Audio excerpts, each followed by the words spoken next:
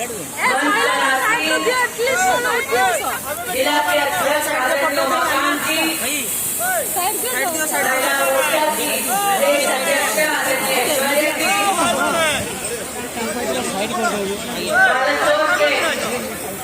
विधानसभा के प्रत्याशी मानवदा शैलेंद्र जी, तुम तो लोक काढ़ा जगह तुम्हारे दूर कर जहाँ कहला कि तुम कार्य कला तुम कौन मीडिया से भाई हम तो चला और आज भारतीय जनता पार्टी को नरेंद्र मोदी को अपना आशीर्वाद देने आई मेरी बहनों को, सम्मानित भाइयों को इस मंच से प्रणाम करती हूँ। आप सबका वंदन एवं अभिनंदन करती हूँ। ये मेरा सौभाग्य है कि आज मैं उस तरह से आप सबको संबोधित कर रही हूँ जिसने श्री फकीर मोहन सेनापति जी का प्रदेश के प्रति योगदान देखा।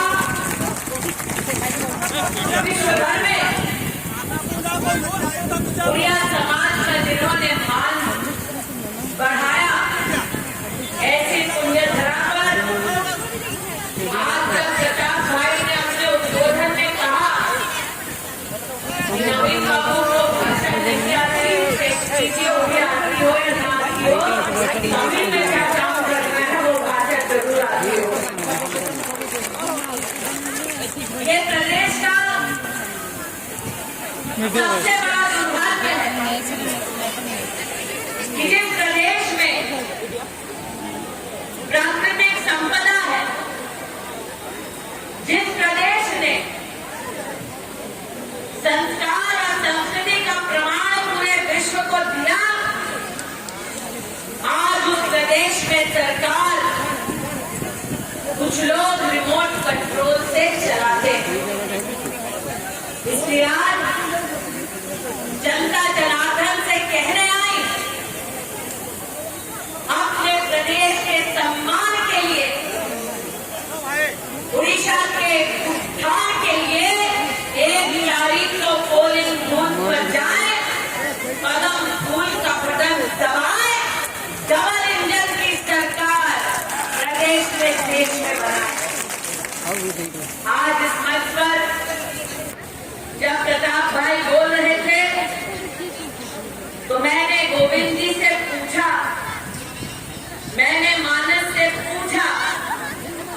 कि अगर आज मात्र इस क्षेत्र में मछुआरे समुदाय से चर्चा करें तो क्या अब तक चांदीपुर क्षेत्र में और बालसोर क्षेत्र में विशेष रूप से मच्छी पालकों के लिए बृहद स्वरूप के मार्केट की क्या अब तक व्यवस्था हो पाई है? आज प्रताप भाई जब आप सबको संबोधित कर रहे थे तो इस बात की चिंता व्यक्त कर रहे थे कि क्षेत्र में नौजवानों को रोजगार देने के कोई नए साधन उपलब्ध नहीं, क्षेत्र में उद्योग को प्रोत्साहित करने वाली कोई व्यवस्था नहीं। मैं बड़ी विनम्रता से प्रताप भाई आपको बताना चाहती हूँ, नवीन बाबू का अगर ध्यान है तो मात्र इस बात पर ध्यान है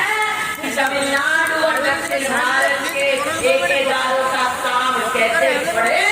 उनका उद्योग कैसे बढ़े, उन्हें प्रदेश के नौजवानों की चिंता है। आज जब आपके मध्य में प्रताप भाई बोल रहे थे तो इस बात की भी चिंता कर रहे थे कि प्रदेश में एक लोकतांत्रिक ढांचे में जनता की उम्मीद होती है, जनता की अपेक्षा होती है कि लॉ एंड ऑर्डर की व्यवस्था बनी रहे, लेकिन आज जिस क्षेत्र से जय जगन्नाथ का जय घोष होता है, उसी क्षेत्र में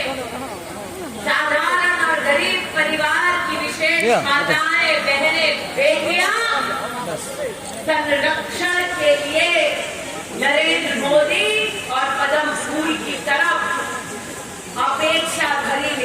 से, सम्मान भरी निगाहों से पदम फूल का बटन दबाकर अपनी सुरक्षा का संकल्प लेकर सरकार बनाने की होड़ में है। आज जब मैं प्रताप भाई का उद्बोधन सुन रही थी तब याद कर रही थी वो अवसर जब शिक्षा मंत्री के नाते प्रताप भाई मुझसे मिलने आते, बार बार एक ही गुहार लगाते कि दीदी पूरी इस लोकसभा क्षेत्र में स्कूलों की हालत बद से बदतर हो गई है। या तो कभी अध्यापक नहीं मिलता, टीचर नहीं मिलता, या स्कूल में दीवार नहीं मिलती, या फिर स्कूल में मिड डे मील नहीं मिलता। आज जनता के सम्मुख ये कहते हुए मुझे संकोच नहीं, क्या उड़ीसा में हालात ऐसे हो गए कि ठेकेदार न सिर्फ जनता की तिजोरी लूटते हैं, बल्कि ऐसे पापियों को तो इस बात की भी शर्म नहीं, वो स्कूल और आंगनबाड़ी से चावल अनाज तक लूट लेते हैं।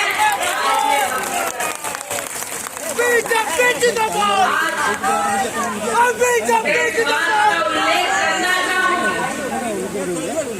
प्रताप भाई दिल्ली में महिला और बाल विकास मंत्रालय के संदर्भ में मुझसे मिलकर इस चिंता को व्यक्त कर रहे थे कि दीदी हमें पोषण अभियान से सबको जोड़ना है। तब प्रताप सारंगी के लिए कथन के बाद मैंने स्वयं नवीन बाबू को फोन कर कहा कि जब नरेंद्र मोदी ने व्यवस्था की है, ये गरीब महिलाएं जिनके बच्चे 6 साल से कम उम्र के हैं उनको पोषण का वरदान मिले, तो आप क्यों गरीब परिवारों को पोषण अभियान से वंचित करते हैं? जनता को बताते हुए पूछी कि प्रताप भाई के मात्र निवेदन पर आज पूरे बालाघाट लोकसभा क्षेत्र में पोषण अभियान के तहत 4 लाख से ज्यादा लाभार्थी शामिल किए। तो उस नेता का नाम है नरेंद्र मोदी, निवेदन करने वाले नेता का नाम है प्रताप सारंगी।